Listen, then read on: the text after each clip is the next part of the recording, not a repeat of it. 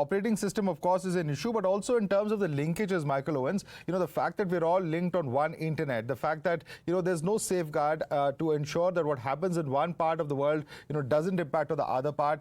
Islanding is something that's spoken about time and again. Is there any virtue in that argument in terms of how the web is structured, a new architecture perhaps?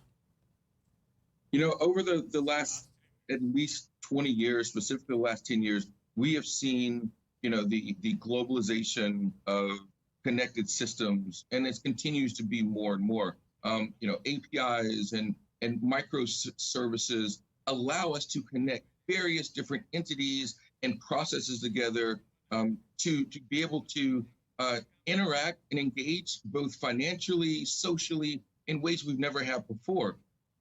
Issues like this show us the dangers of that, right? And I want to make sure we understand this was not a cybersecurity incident that occurred. This was a patch. This was an update, right? This is a system update that's been going on for years, but it also speaks to, when we're talking about the resiliency aspect, of how there has to be a level of caution that goes along with this, of ensuring that you do the ABCs of IT cybersecurity work.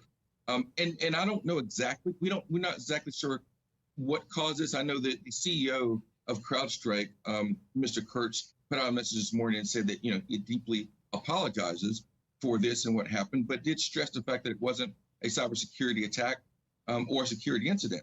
Nevertheless, we have people globally around the world that is impacted by this. Right. And the interconnectivity we were talking about, unfortunately, not only impacts the people who uses Windows, if you're using Linux or Apple or anything else, because of the interconnectivity, you're going to be impacted by this in one way or another. This impact is just too large. All right. Very interestingly, Devesh, Russia has put out a statement saying that its banks and airlines haven't been impacted by the Microsoft outage and have boasted about Moscow's measures against Western sanctions as a shield from the digital disarray. So is there a lesson there for Asian countries as well? Yeah, the lesson is, listen, we know the level of press freedom in Russia, so let's leave it at that, okay? I won't just take this with a grain of salt. I'll go and swallow all the salt in Gujarat for it, okay? I'm not a believer in Atmanirbhar Bharat, Devesh? No, see, the government has mandated many of the companies to start setting up their servers in India. The issue, though, is we are not mandating or creating an operating system of our own. And ultimately, this has been as Michael just said, it was an update of a software that has gone and impacted the cloud services and the desktops of Microsoft and Microsoft alone. You don't see it impacting this thing. I'm not too sure. Michael may be able to confirm that whether it hit Amazon Web Services or not. But the thing is that we want those conveniences.